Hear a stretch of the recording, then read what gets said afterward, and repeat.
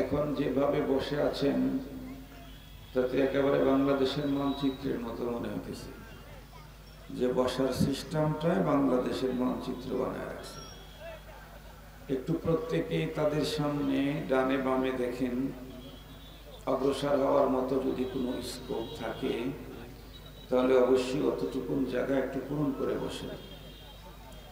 খুব বেশি টাইম না, তো 45-50 মিনিট আলোচনা করা যাবে, এর চাইতে বেশি টাইম আলোচনা করার মতো সুযোগ নেই। আসরের নামাজের আজান হয়ে যাবে ইনশাআল্লাহ।